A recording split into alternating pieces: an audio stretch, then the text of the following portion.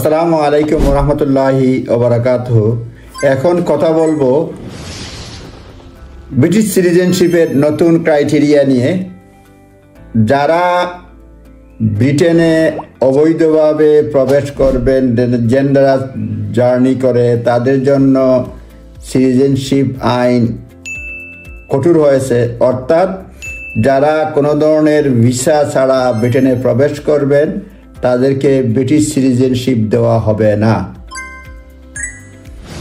2025 সালের 10 ফেব্রুয়ারি থেকে এই নতুন আইন কার্যকর হচ্ছে। হোম অফিসের গাইডেন্স অনুযায়ী সেটা বলা হয়েছে যে কেউ যদি ব্রিটেনে কোনো ধরনের ভিসা ছাড়া প্রবেশ করে তাহলে তাদের সিটিজেনশিপ দেওয়া হবে না।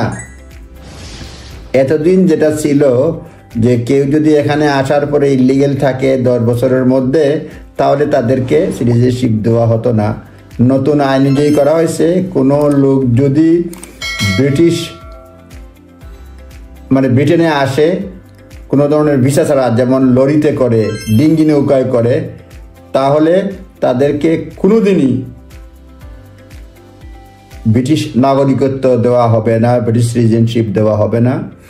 বলা হয়েছে কেউ যদি ব্রিটেনে কোনো ধরনের ভিসা ছাড়া অবৈধভাবে প্রবেশ করে তাহলে তার সিটিজেনশিপের আবেদন নর্মালি বি রিফিউজড।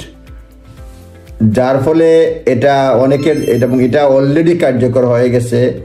এটা 10 ফেব্রুয়ারি 2025 সাল থেকে কার্যকর হয়েছে। সুতরাং বিশেষ করে কেউ যদি ডেঞ্জারাস জার্নি করে কিংবা লরিতে করে কিংবা ডিঙ্গি নৌকা করে কোনো ধরনের ভিসা ছাড়া প্রবেশ করেন তারা জেনে রাখবেন, আপনি যেভাবেই বৈধ হন না কেন তাহলে কিন্তু আপনি কখনোই ব্রিটিশ সিটিজেনশিপ বা ব্রিটেনের নাগরিক হতে পারবেন না, পাসপোর্ট পাবেন না। হয়তো লিভ টু রিমেইন পাবেন কিন্তু নাগরিকত্ব পাবেন না। সুতরাং এটা নিজ দায়িত্বে আসবেন, করবেন। এবং আসার ব্যাপারে আমরা এনকারেজ করতে পারি না। অনেকে অ্যাসাইলামের জন্য, পারসিকিউশনের জন্য আসেন, কিন্তু আমরা যেটা বলছি যে যারা আসেন জেনে রাখবেন যে সিটিজেনশিপ কখনোই হবে না এবং সরকার চাচ্ছে, ব্রিটিশ সরকার চাচ্ছে ডিসকারেজ করার জন্য এর মাধ্যমে। সুতরাং সবাইকেই বলবো যে এই আইনটা জেনে রাখবেন। 10 ফেব্রুয়ারি 2025 সালের পর থেকে নতুন আইন কার্যকর হয়েছে। কেউ যদি ইললিগেলি ব্রিটেনে প্রবেশ করেন তাহলে তার সিটিজেনশিপ দেওয়া হবে না।